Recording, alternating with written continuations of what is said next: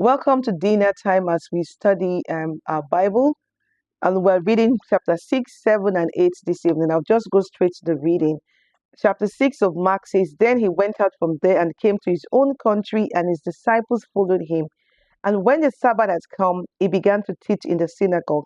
And many hearing him were astonished, saying, Where did this man get these things? And what wisdom is this which is given to him, that such mighty works are performed by his hands?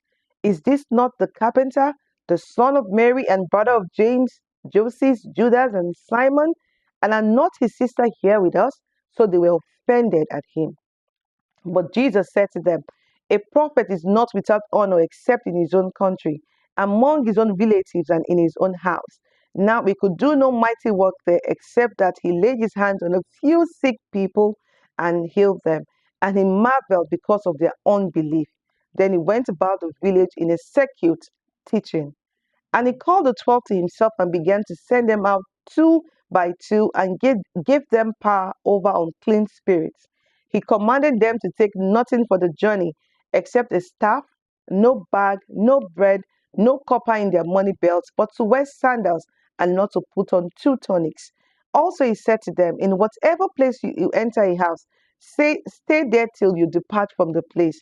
And whoever will not receive you nor hear you, when you depart from there, shake up the dust under your feet as a testimony against them. Assuredly, I say to you, it will be more tolerable for Sodom and Gomorrah in the day of judgment than for that city.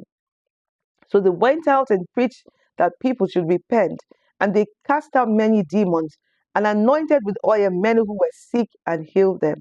Now King Herod heard of him, for his name had become well known, and he said, John the Baptist is risen from the dead, and therefore those powers are at work in him.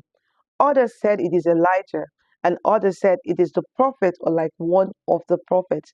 But when Herod heard, he said, This is John whom I beheaded. He has been raised from the dead. For Herod himself had sent and laid hold of John and bound him in prison for the sake of Herodias, his brother Philip's wife, for he had married her. Because John had said to Herod, Is it not lawful? It is not lawful for you to have your brother's wife. Therefore Herodias held it against him and wanted to kill him, but she could not. For Herod feared John, knowing that he was a just and a holy man, and he protected him. And when he heard him, he did many things and heard him gladly. Then an opportune day came when Herod on his birthday gave a feast for his nobles, the high officers, and the chief men of Galilee. And when Herodias' daughter herself came in and danced and pleased Herod and those who sat with him, the king said to the girl, Ask me whatever you want, and I will give it to you. He also swore to her, Whatever you ask me, I will give you up to half my kingdom. So she went out and said to her mother, What shall I ask? And she said, The head of John the Baptist. Immediately she came in with haste to the king and asked, saying, I want you to give me the head of John the Baptist on a platter. And the king was exceedingly sorry. Yet, because of the oaths and because of those who sat with him, he did not want to refuse her.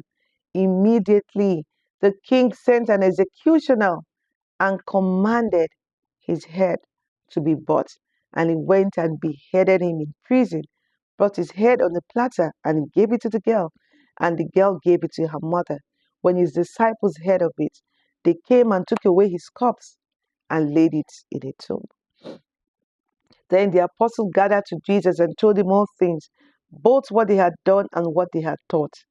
And he said to them, Come aside by yourself to a deserted place and rest a while. For there were many coming and going, and they did not even have time to eat. So they departed to a deserted place in the boat by themselves. But the multitude saw them departing, and many knew him and ran there on foot from all the cities. They arrived before them and came together to him.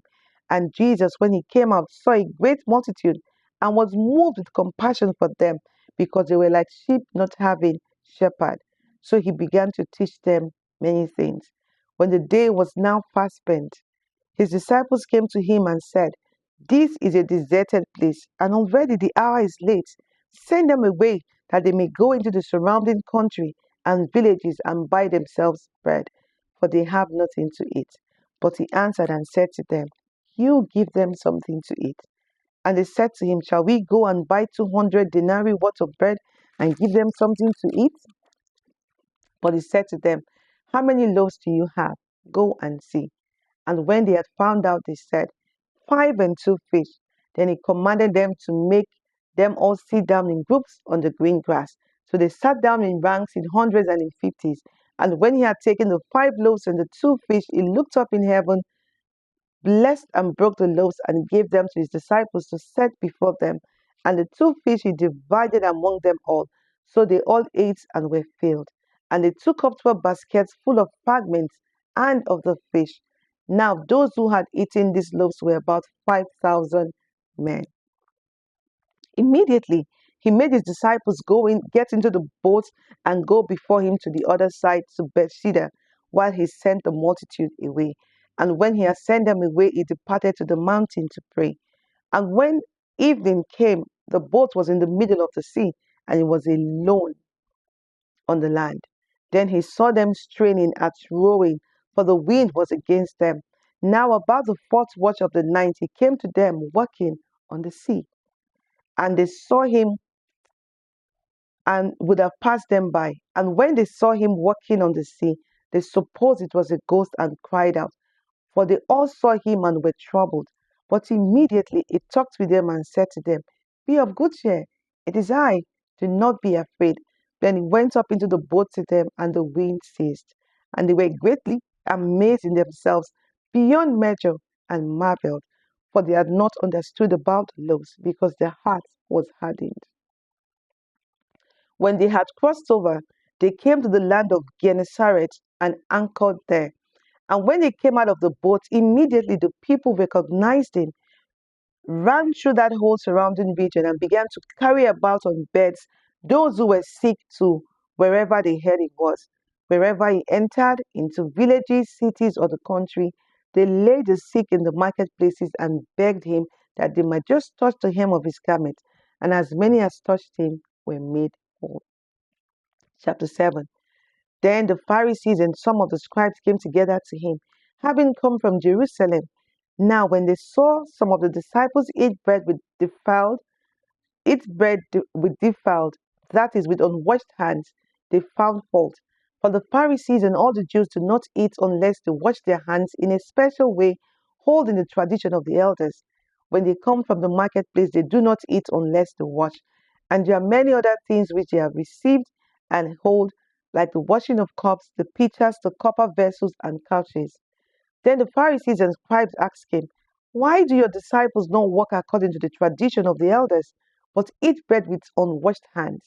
He answered and he said to them, Well, did Isaiah prophesy of did Isaiah prophesy of you, hypocrites, as it is written, These people honor me with their lips, but their heart is far from me, and in vain they worship me, teaching as doctrines the commandments of men.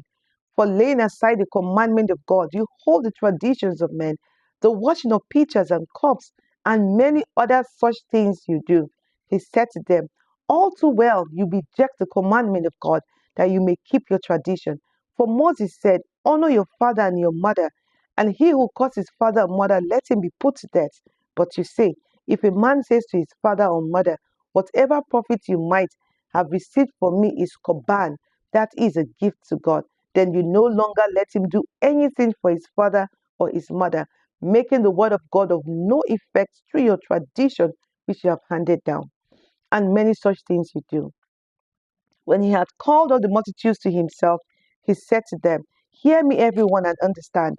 There is nothing that enters a man from outside which can defile him, but the things which come out of him, those are the things that defile a man. If anyone has ears to hear, let him hear. When he had entered a house away from the crowd, his disciples asked him concerning the parable. So he said to them, Are you thus without understanding also? Do you not perceive that whatever enters a man from outside cannot defile him, because it does not enter his heart, but his stomach, and is eliminated, thus purifying all foods? And he said, What comes out of a man, that defies a man. For from within, out of the heart of men proceed evil thoughts, adulteries, fornications, murderers, thefts, covetousness, wickedness, deceit, lewdness, and evil eye, blasphemy, pride, foolishness. All these evil things come from within and defies a man. From there he arose and went to the region of Tyre and Sidon, and he entered a house and wanted no one to know it, but he could not be hidden. For a woman whose young daughter had an unclean spirit heard about him, and she came and fell at his feet. The woman was Greek, a Syrian Phoenician by birth, and she kept asking him to cast the demon out of her daughter. But Jesus said to her, let the children be filled first, for it is not good to take the children's bread and throw it to the little dogs. And she answered and said to him, yes, Lord. Yet even the little dogs under the table eat from the children's crumb. And he said to her, for this saying, go your way, the demon has gone out of your daughter. And when she had come to her house, she found the demon gone out and her daughter lying on the bed. Again, departing from the region of Tyre and Sidon, he came through the midst of the region of Decapolis to the Sea of Galilee. Then they brought to him one who was deaf and had an impediment in his speech, and they begged him to put his hand on him. And he took them aside from the multitude and put his fingers in his ears and his spat and touched his tongue. Then, looking up to heaven, he sighed and said to him, Ephata, that is, be opened. Immediately his ears were opened, and the impediment of his tongue was loosed, and he spoke plainly. And he commanded them that they should tell no one. But the more he commanded them, the more widely they proclaimed it, and they were astonished beyond measure, saying, he has done all things well. He makes both the deaf and the mute to hear. Chapter 8. In those days, the multitude being very great and having nothing to eat, Jesus called his disciples to him and said to them, I have compassion on the multitude because they have now continued with me 3 days and have nothing to eat. And if I send them away hungry to their own houses, they will faint on the way, for some of them have come from afar. Then his disciples answered him, how can one satisfy these people with bread here in the wilderness? He asked them, how many loaves do you have? And they said, 7. So he commanded the multitude to sit down on the ground. And he took the 7 loaves and gave thanks, broke them and gave them to his disciples to set before them. And they set before them the multitude. They also had a few small fish, and having blessed them, he said to set them also before them. So they ate and were filled. And they took up 7 large baskets of leftover fragments. Now those who had eaten were about 4,000, and he sent them away. Immediately got into the boat with his disciples and came to the region of Dalmanutha. Then the Pharisees came up and began to dispute with him, seeking from him a sign from heaven, testing him. But he sighed deeply in his spirit and said, why does this generation seek a sign? Assuredly I say to you, no sign shall be given to this generation. And he left them, and getting into the boat again, departed to the other side. Now the disciples had forgotten to take bread, and they did not have more than 1 loaf with them in the boat. Then he charged them, saying, take heed, beware of the leaven of the Pharisees and the leaven of Herod. And they reasoned among themselves, saying, it is because we have no bread. But Jesus, being aware of it, said to them, why do you reason because you have no bread? Do you not yet perceive nor understand? Is your heart still hardened? Having eyes, do you not see? And having ears, do you not hear? And do you not remember? When I broke the 5 loaves for the 5,000, how many baskets full of fragments did you take up? They said to him, 12. Also, when I broke the 7 for the 4,000, how many large baskets full of fragments did you take up? And they said, 7. So he said to them, how is it you do not understand?